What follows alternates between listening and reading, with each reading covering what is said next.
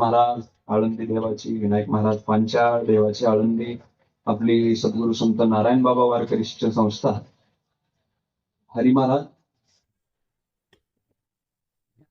महाराज जराड ते या ठिकाणी आहेत. सगळीच मंडळी, आमचे दुसरे बंधू वादक ज्ञानेश्वर माऊली, काळू महाराज आहेत, बंधू वाकचौरे आहेत, शेकडे महाराज आहेत, तेजस महाराज आहेत, सगळी ही अध्यात्मातली माणसं. दुसरी गोष्ट अशी, हा जो काही नाम सप्ताह चालू आहे, हा एका महात्म्याच्या मुखातून शब्द गेलेला आहे आणि त्यांचं नाव म्हणजे हरिभक्तपरायण आदिनाथ महाराज शास्त्री.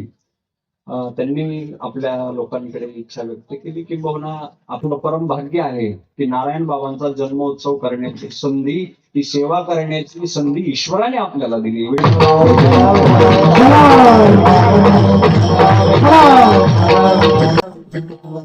हे तुमचं भाग्य, आमचंही भाग्यच आहे ना. तुमच्याकडून जशी सेवा करून घेतात नारायण महाराज, तसं आमच्याकडूनही सेवा करून घेतात. आम्हालाही कीर्तनकार म्हणून आम्हालाही ती कीर्तनाच्या रूपाने गावत नाही, आम्हालाही ती सेवा करण्याची संधी सद्गुरू नारायण महाराजांच्या कृपा आशीर्वादाने आणि आपले जे भगवान तरुण मंडळ, जे काही सेवा मंडळ आहे, त्या सेवा मंडळाचे सगळे सदस्य, आता एकाचं नाव घेतलं तर सगळ्यांचीच नावं घ्यावी लागतील आणि हे काय होईल, हा सगळी पाहुणी रावळी रुसवी फुगवी पुन्हा, बरोबर आहे की नाही. विठाला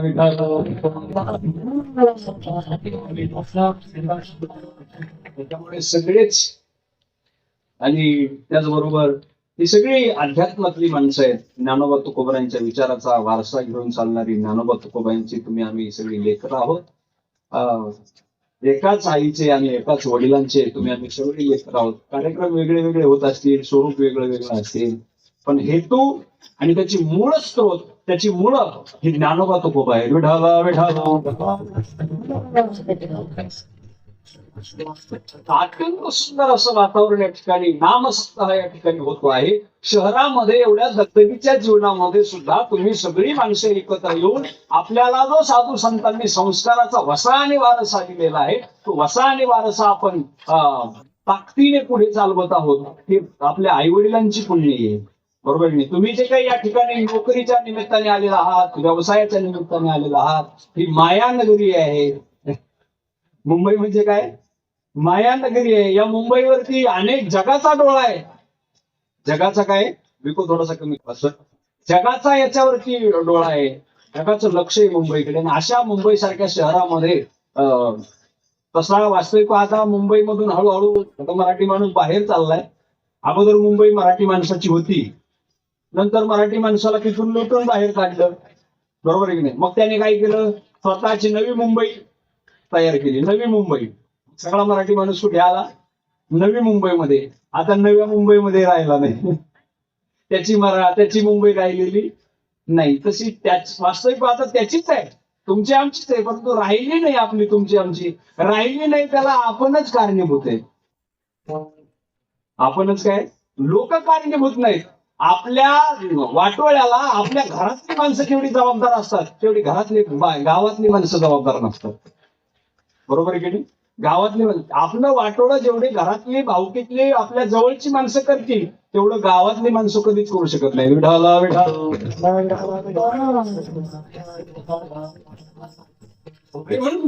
अनेकांनी या मुंबईमध्ये अनेकांनी स्वप्न पाहिली, अनेकांना या मुंबईने मोठं केलं. याच्यामध्ये सामर्थ्य एवढं मोठं आहे.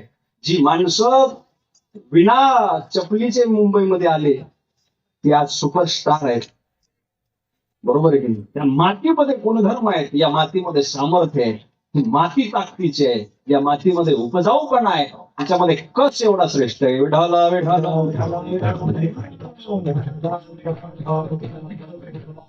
उपजीविकेच्या निमित्ताने होईना, नोकरीच्या निमित्ताने का होईना, भाऊ बाबांच्या कुशीतले लेकरं सगळे जेव्हा इकडे पांगले, इकडे आले, भाऊ बाबा असतील, नारायण महाराज असतील, खंडो बाबा असतील, या संत महात्म्यांच्या पादस्पर्शाने पुनीत झालेल्या सुसंस्कारित झालेल्या मातीमधून आम्ही सगळे जन्माला आलेलो आहोत. आणि त्या मातीतली जेवढे माणसं जिथं जिथं पोहोचली, जिथं जिथं गेली, तिथं गेल्यानंतर ते तिथं गेले, मात्र भाऊबाबांच्या विचारांना कधी विसरले नाही.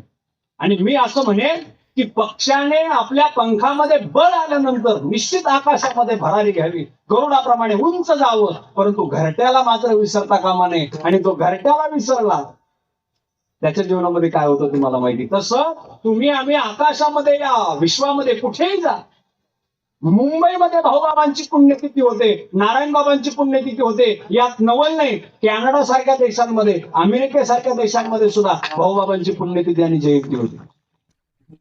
मुंबईकरांनी केली यात नवल नाही. त्यातली त्यात तुम्ही जेवढी सुंदर करता तुम्हाला तर शाबासकी दिली पाहिजे. विठाला विठाला.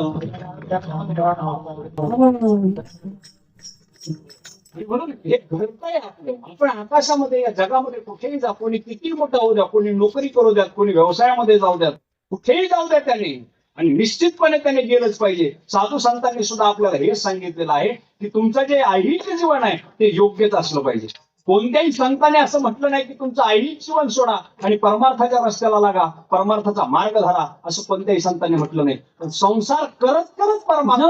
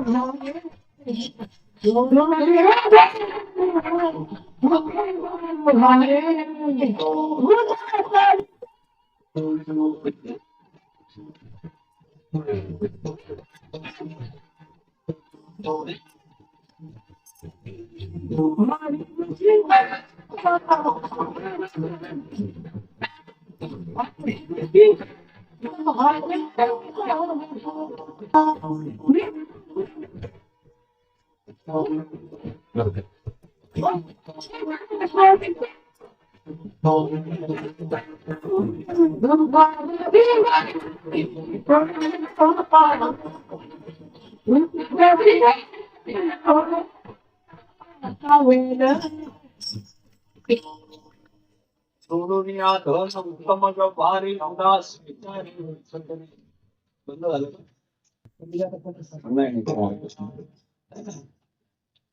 संतांनी सांगितलं की जोडून या धन उत्तम व्यवहारे. धनाशिवाय जग चालत नाही, धनाशिवाय. आणि कीर्तनांमधून आणि प्रवचनांमधून धनाला शिव्या देणं किंवा धन वाईट आहे म्हणणं हे कीर्तनकाराचा अधिकार नाही, तो संतांचा अधिकार आहे.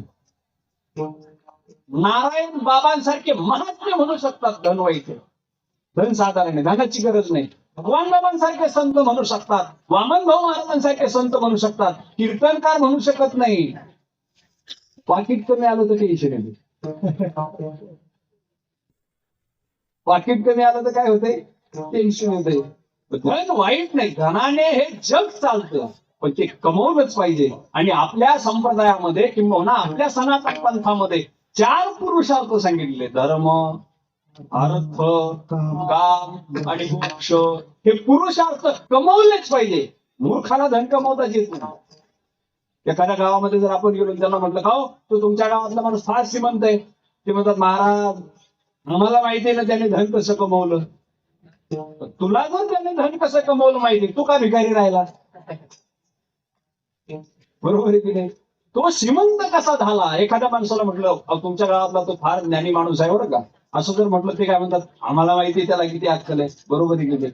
धन कोणताही पुरुषार्थ कमवा, तो पुरुषार्थ आहे. आणि शास्त्राने सांगितलेले पुरुषही अर्थते काम्यते इथे पुरुषार्थ. हा विठाला विठाला.